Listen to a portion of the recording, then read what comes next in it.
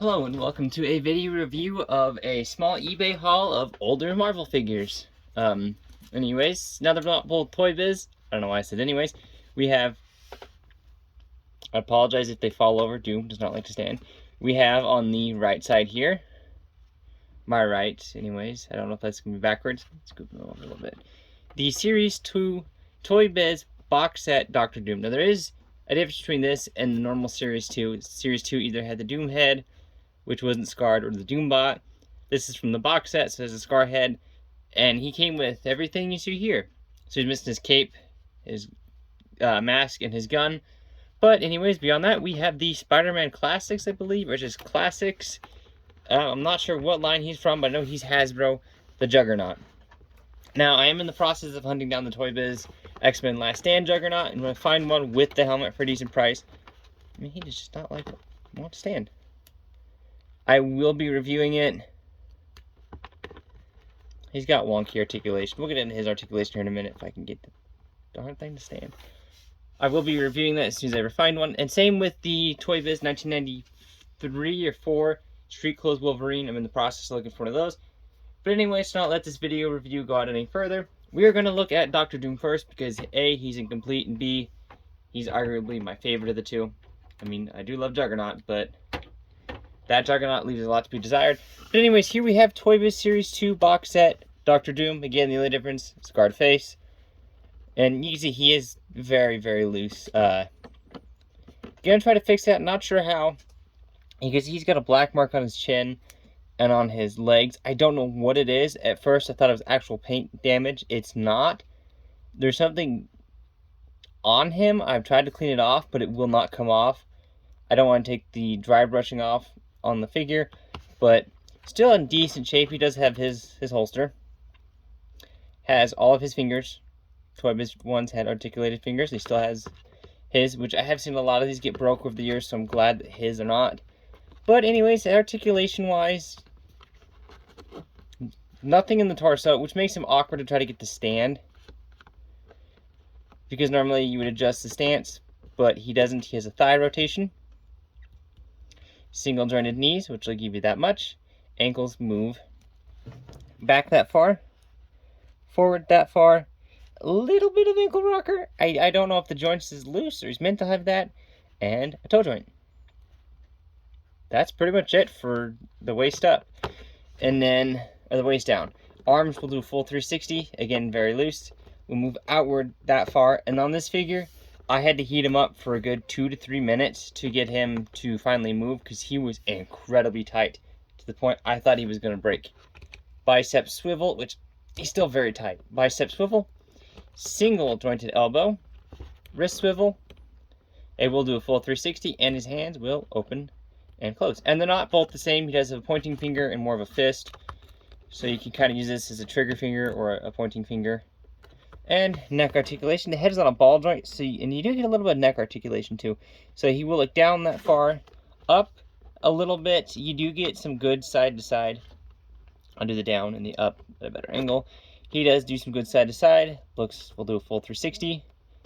And on mine, the head is incredibly loose, or the neck is incredibly loose, but the head is tight. So as you kind of do the 360, it'll move the neck around.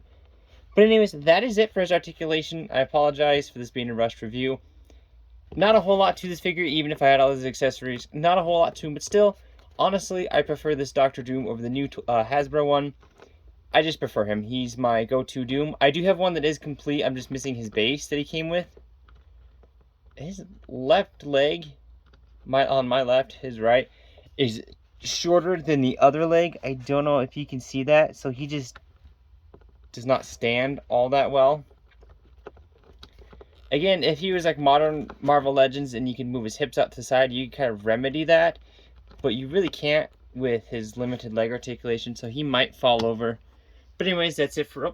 I guess we can go over the detailing on his shirt. Not really much to say on his body. It is... I mean, if you've seen the Toy Biz Series 2 Doctor Doom, you know what you're looking at. So not a whole lot to go over, just silver and green. Again, I apologize for this review being rushed. And anyways, we will look at the Classics. I think Spider-Man Classics 2006 Juggernaut. This figure, I only got him just to have him. just have another Juggernaut because they really didn't want to pay what the Build-A-Figure from 2016 Hasbro is going for.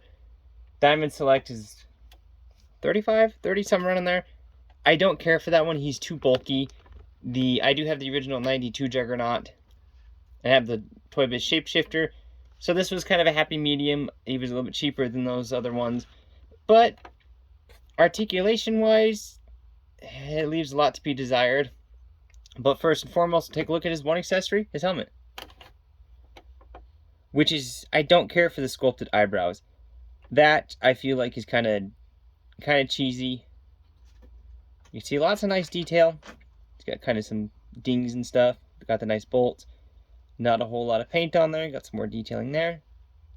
Not a whole lot to it. And this is, I believe this is the variant, because he's got more of the mustard colored midsection, or the more comic accurate one is the variant. Either way, there is a different variant to him. But we'll look at his details. You can see his boots.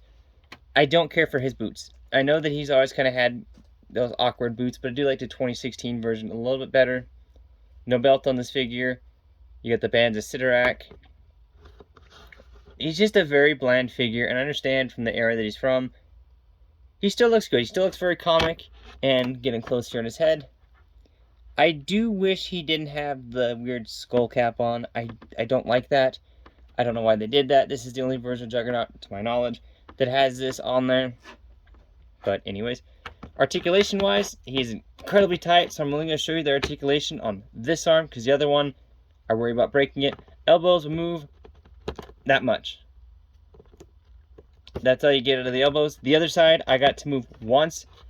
I've heated him up. It will not move. Wrist articulation, we'll do a full 360. Shoulders, we'll move outward that far. And we'll move down that far. We'll do a full 360. Watch out for the overhang of his shoulder. He does have an ab crunch, which goes forward that far, back that far. Not a whole lot. I'll get to his head articulation last. Waist, we'll do a full 360. We'll kick outward on these weird joints that he's got. They move out to the side really nicely because they're almost like the old school ball joints. But when they kick out, due to the way that the peg is driven in, they kick out to the side, so you have to rotate it. And then when you bring it down, you have to rotate it again to straighten it. Double jointed knees. Not a whole lot of articulation there. He does not have any rotation at the boot. I thought he did. He does have feet articulation. Move upward that far. Downward that far. And he does have a nice ankle pivot. But it's the old school ankle pivot where it's basically on a rocker. So you don't get a whole lot of movement out of his ankles.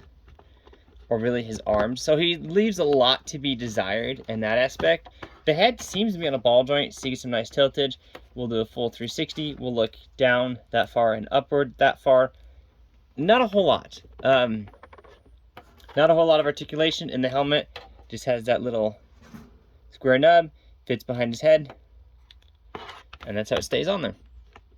So these figures are okay. They're not the greatest. For me, honestly, the Doctor Doom, I got him to kind of restore in either using photos, because the Doctor Doom that I have that is complete is very, very hard to get to. Same with this Juggernaut. They're on the very, very, very, very back of my shelf. And I do not feel like moving 20 to 30 figures to get to them. So anyways, been a quick look. And honestly, if you can find this Doctor Doom complete, or any of this mold, I would say get him. I don't know what they're going for complete now. I did see a few of them complete, minus the base, mind you, for about 20 bucks. I paid 18 bucks for mine years and years ago. And that one that I have, the one that's complete minus his base, I keep saying complete when in reality he's not, is, immaculate. This figure is on the fair side. You can see some of that black stuff on him. I don't know what it is. I'm trying to clean it up, but it will not come off. I don't really want to use rubbing alcohol or anything that I really don't want to damage the wash that he has over top of him. And the loose joints, that's mostly from time. He is over 20 years old. Almost 21. But anyways, that is a good figure. If you do find him, I would definitely recommend getting him. As for Juggernaut, I have a love-hate relationship with this figure. He's kind of a happy midpoint between the 1994 Toy Biz and the Build-A-Figure. Price-wise, 25 bucks for him, not very expensive, but then he's not a very good figure. He is big. Doom is a bit of a smaller. He's smaller than most Marvel Legends nowadays. So that Juggernaut is okay. He's the right beefiness for me. I prefer that comic look from the original 60s. I think it's when he first debuted. Where, yes, he was big, but he was not like Marvel Select Juggernaut or Diamond Select, where he was just way too bulky.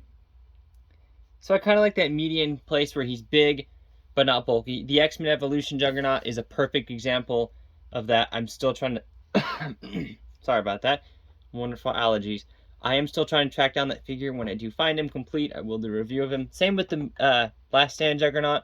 But for now, this guy is just going to be my spare Juggernaut. He's more than likely going to not take the place of my Toy Biz Shapeshifter. He's honestly might go next to my Toy Biz figures, my Marvel Legends Toy Biz figures, I should say, because he just fits better. That Toy Biz Juggernaut from the original Marvel Legends, I would love to get, but not at the price he goes for.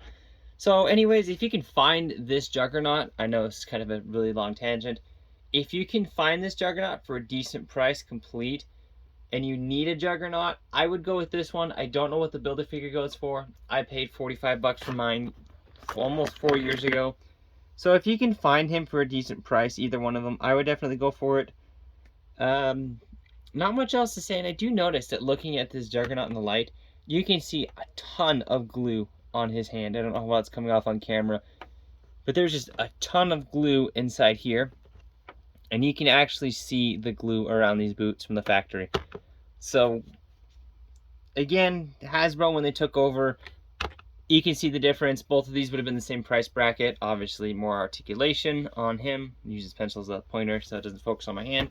You can see just a lot more detail. But anyways, this has been a very quick review on an eBay haul of Classics Juggernaut. I'm just going to call him Classics Juggernaut. If you Spider-Man Classics, or let me know the line down below.